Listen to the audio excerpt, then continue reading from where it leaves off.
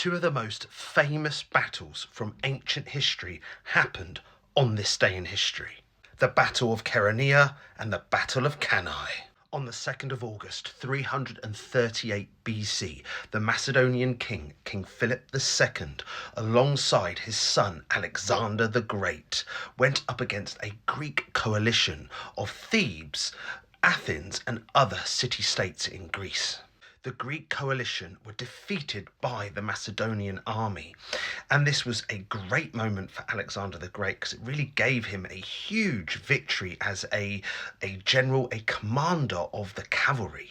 And it secured hegemony of the Macedonian kingdom over the whole of Greece. Well, pretty much the whole of Greece, except for Sparta. King Philip would die a couple of years later, leaving his son Alexander the Great as king of the Macedonian Empire, and he would go on to conquer pretty much the whole known world.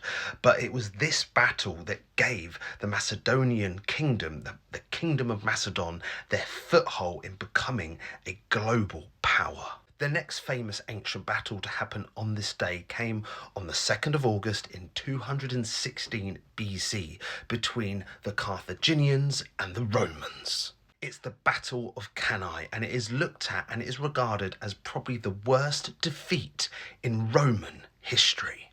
The Carthaginians were led by one of the greatest military commanders, generals in history, Hannibal Barca, and he had just, previously crossed the Alps with his whole army. Pretty much all the elephants died. And at the Battle of Cannae in 216 BC, he annihilated the larger Roman force. The Carthaginians had around 50,000 soldiers, the Romans around 90,000, so it was nearly 2 to 1. But due to Hannibal Barca's amazing military prowess, he absolutely destroyed the Romans, killing around 50,000 to 65,000 of the Roman soldiers. But even though it was a huge victory for the Carthaginians, Hannibal Barca didn't capitalise on this victory. He wasn't able to capitalise because he didn't really have the heavy siege equipment, and he didn't get the needed reinforcements for his armies to take over Rome.